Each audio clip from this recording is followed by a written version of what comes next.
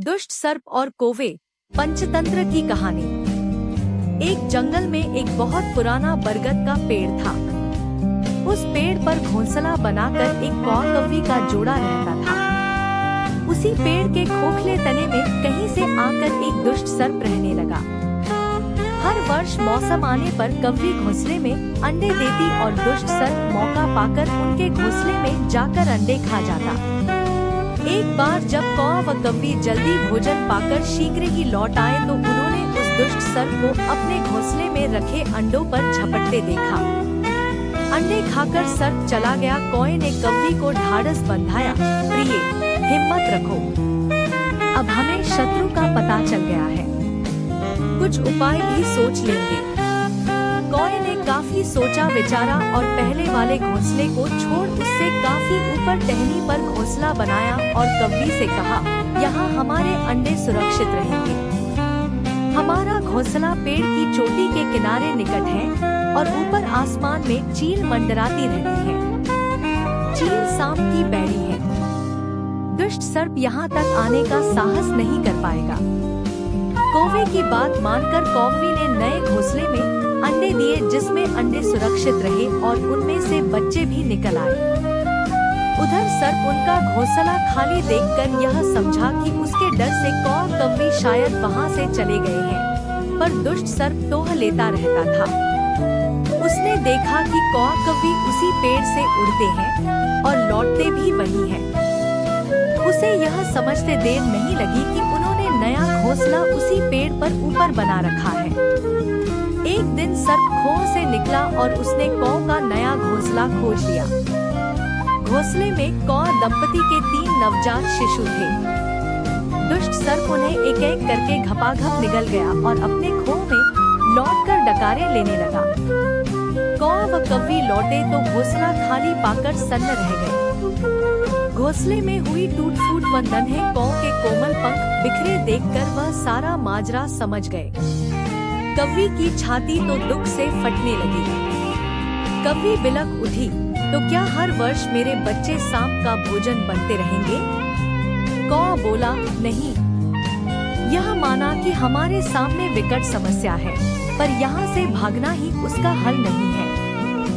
विपत्ति के समय ही मित्र काम आते हैं। हमें लोमड़ी मित्र से सलाह लेनी चाहिए। दोनों तुरंत ही लोमड़ी के पास गए। लोमड़ी ने अपने मित्रों की दुख भरी कहानी सुनी। उसने कौवा तथा कौवी के आंसू पोंछे। लोमड़ी ने काफी सोचने के बाद कहा, मित्रों, तुम्हें वह पेड़ छोड़कर जाने की जरूरत नहीं है। मेरे दिमाग में एक तरकीब है जिससे उस दुष्ट सर्प से छुटकारा पाया जा सकता है। लोमड़ी ने अपने चतुर दिमाग में आई तरकीब बताई।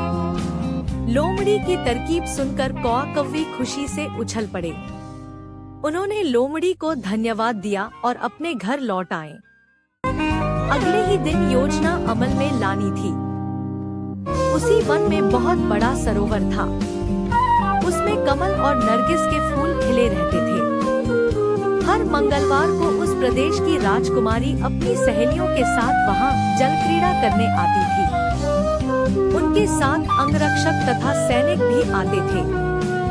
इस बार राजकुमारी आई और सरोवर में स्नान करने जल में उतरी तो योजना के अनुसार कौवा उड़ता हुआ वहां आया।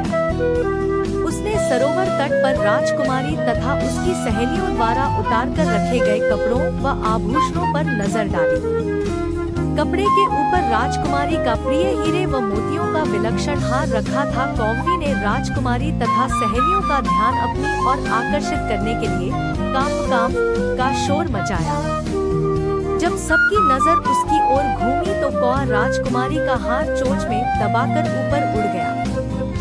सभी सहेलियां चीखी, देखो देखो, वह राजकुमारी का हार उठाकर ले जा रहा है। सैनिकों ने ऊपर देखा तो सचमुच एक कौवा हार लेकर धीरे धीरे उड़ता जा रहा था।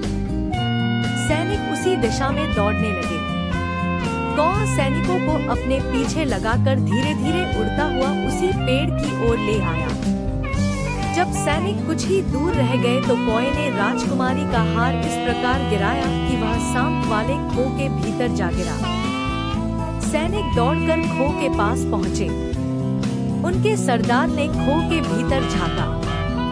उसने वहाँ हार और उसके पास में ही एक काले सर्प को कुडंली मारे देखा।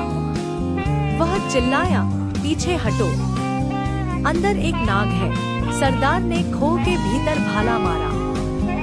सर्प घायल हुआ और फुफकारता हुआ बाहर निकला। जैसे ही वह बाहर आया, सैनिकों ने भालों से उसके टुकड़े टुकड़े कर डाले। सीख, सूझबूझ का उपयोग कर हम बड़ी से बड़ी ताकत और दुश्मन को हरा सकते हैं। बुद्धि का प्रयोग करके हर संकट का हल निकाला जा सकता है।